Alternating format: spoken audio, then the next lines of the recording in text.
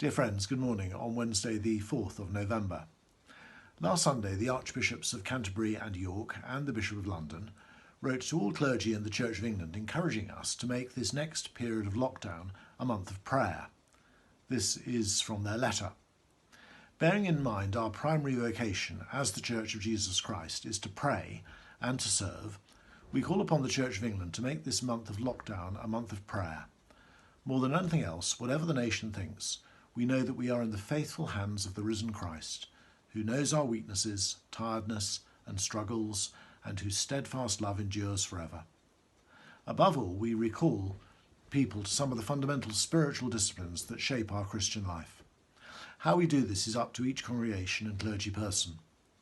During the first lockdown, we cheered the NHS every Thursday. During this second lockdown, we invite you to fast in a way that's appropriate to you, as well as to pray for our nation every Thursday for its leaders, its health and essential services, and all who suffer.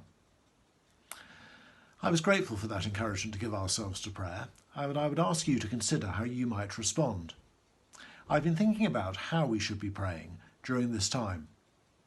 In our staff Bible study on Tuesday morning, I was reminded of how often Jesus and his disciples were on the Sea of Galilee, and on a number of occasions were caught in a storm. Sea travel can be a metaphor for life.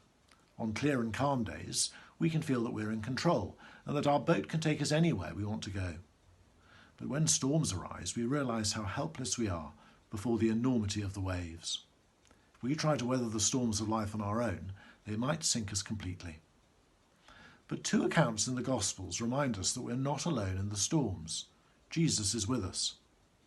In Mark 4, Jesus stills the storm. And in Matthew 14, Jesus enables Peter to walk on the stormy water as he looks to him. This immediately gives us two things to pray in the coming month.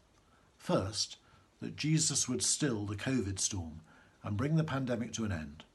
And second, until he does, that he would give us and others the supernatural power to walk through the storm as we look to him. Here's how John Newton, who was well used to storms at sea, prayed in one of his hymns. His love in time past forbids me to think, he'll leave me at last in trouble to sink. By prayer let me wrestle, and he will perform. With Christ in the vessel, I smile at the storm. God bless you today.